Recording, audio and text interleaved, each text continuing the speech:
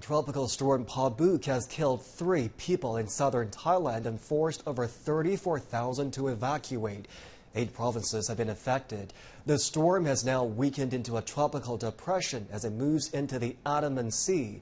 The airport on Koh Samui Island has started to reopen, with extra flights being put on for stranded tourists.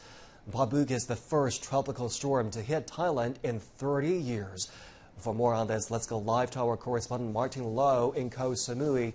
Martin, we know the storm has affected some of Thailand's popular tourist islands, but luckily not too many tourists were stranded and all are safe. How did Thailand prepare, Martin, to minimize the damage? Well, first of all, what a difference a day makes. The sun has come out and the holiday makers are back. But yes, Thailand benefited from 2 things, I think. Good preparation, but also good luck. They were fortunate. Warning systems are more sophisticated these days than they had 2 or 3 days warning of the approach of this storm. They made that information widely available. Tens of thousands of holidaymakers cut short their vacations and left islands and southern beaches, so they got out of the danger zone.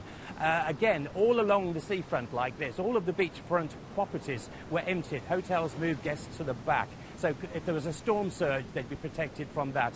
And in addition, in every local area, emergency coordination centres were set up. Volunteers were on standby with cutting gear and lifting gear. So when the power cables fell down and when the trees fell down, they were able to get out quickly and put them right. The final thing, the good luck thing, is that everything's much stronger these days. 30 years ago, when there was a storm like this, 400 people were killed. Now buildings are more modern and more well constructed, and in many cases more able to withstand this extreme weather. Much more resilient today. Martin, as the weather has cleared for today, are locals there still dealing with the aftermath of the storm? How is the local condition there right now?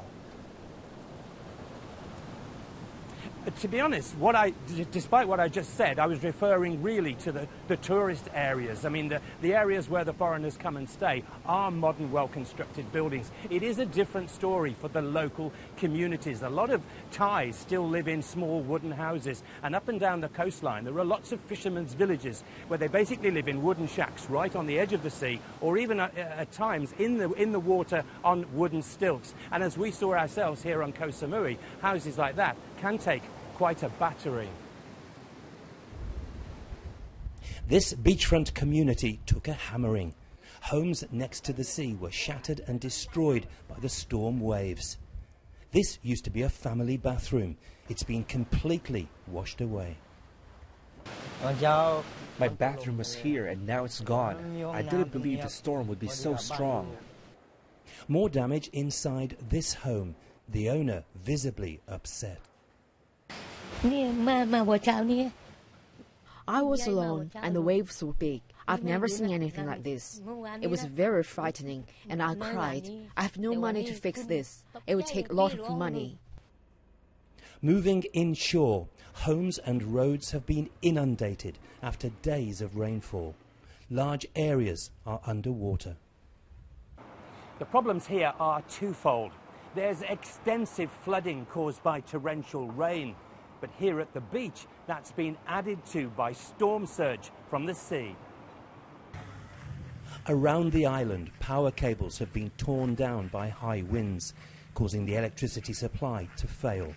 Roads have been blocked by fallen trees. People are already working with power tools to clear the obstructions. One man was struck by a falling tree, but his injuries weren't serious. Damage like this is widespread, not just here at Samui, but across southern Thailand. The clear-up will take considerable time.